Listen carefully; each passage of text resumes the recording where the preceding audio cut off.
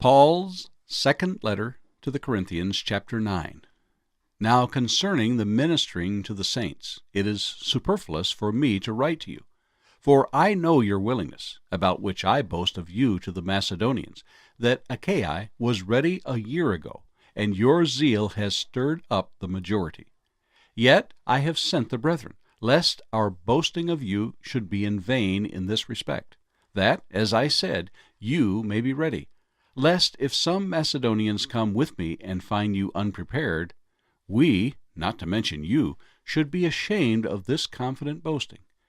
Therefore I thought it necessary to exhort the brethren to go to you ahead of time, and prepare your generous gift beforehand, which you had previously promised, that it may be ready as a matter of generosity, and not as a grudging obligation. But this I say, he who sows sparingly will also reap sparingly, and he who sows bountifully will also reap bountifully. So let each one give as he purposes in his heart, not grudgingly, or of necessity, for God loves a cheerful giver. And God is able to make all grace abound toward you, that you, always having all sufficiency in all things, may have an abundance for every good work. As it is written, He has dispersed abroad, He has given to the poor, His righteousness endures forever. Now may He who supplies seed to the sower, and bread for food, supply and multiply the seed you have sown, and increase the fruits of your righteousness, while you are enriched in everything for all liberality, which causes thanksgiving through us to God. For the administration of this service not only supplies the needs of the saints, but also is abounding through many thanksgivings to God, while, through the proof of this ministry, they glorify God for the obedience of your confession to the gospel of Christ, and for your liberal sharing with them and all men, and by their prayer for you who long for you because of the exceeding grace of God in you. Thanks be to God for His indescribable gift. Paul's second letter to the Corinthians, chapter 10. Now I, Paul, myself am pleading with you by the meekness and gentleness of Christ, who in presence am lowly among you, but being absent am bold toward you. But I beg you that when I am present I may not be bold with that confidence by which I intend to be bold against some, who think of us as if we walked according to the flesh. For though we walk in the flesh, we do not war according to the flesh. For the weapons of our warfare are not carnal, but mighty in God for pulling down strongholds, casting down arguments and every high thing that exalts itself against the knowledge of God, bringing every thought into captivity to the obedience of Christ, and being ready to punish all disobedience when your obedience is fulfilled.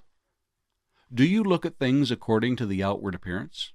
If anyone is convinced in himself that he is Christ's, let him again consider this in himself, that just as he is Christ's, even so we are Christ's. For even if I should boast somewhat more about our authority, which the Lord gave us for edification, and not for your destruction, I shall not be ashamed, lest I seem to terrify you by letters. For his letters, they say, are weighty and powerful, but his bodily presence is weak, and his speech contemptible. Let such a person consider this, that we are in word by letters when we are absent, such we will also be indeed when we are present. For we dare not class ourselves or compare ourselves with those who commend themselves.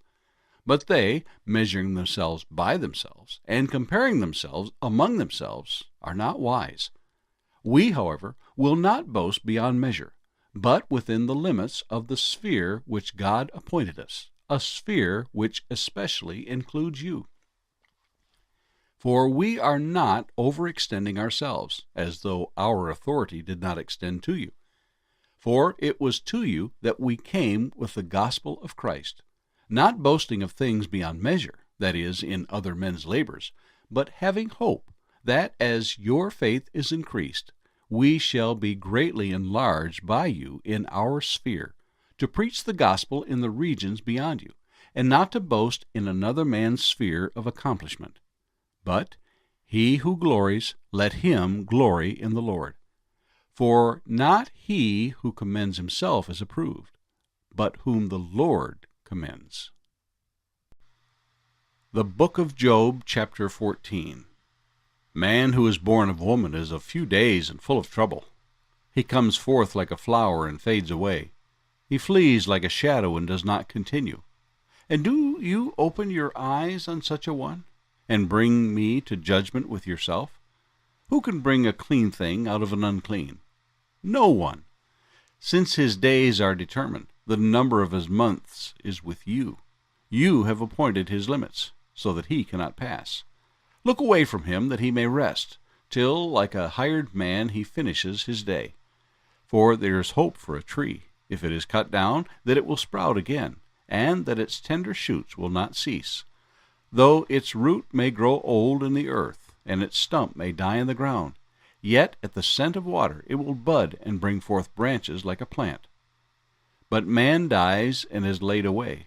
Indeed, he breathes his last, and where is he? As water disappears from the sea, and a river becomes parched and dries up, so man lies down and does not rise. Till the heavens are no more, they will not awake nor be roused from their sleep. Oh, that you would hide me in the grave, that you would conceal me until your wrath is past, that you would appoint me a set time, and remember me. If a man dies, shall he live again? All the days of my hard service I will wait, till my change comes. You shall call, and I will answer you. You shall desire the work of your hands. For now you number my steps, but do not watch over my sin. My transgression is sealed up in a bag, and you cover my iniquity. But as a mountain falls and crumbles away, and as a rock is moved from its place, as water wears away stones, and as torrents wash away the soil of the earth, so you destroy the hope of man. You prevail forever against him, and he passes on. You change his countenance and send him away. His sons come to honor, and he does not know it. They are brought low, and he does not perceive it. But his flesh will be in pain over it, and his soul will mourn over it.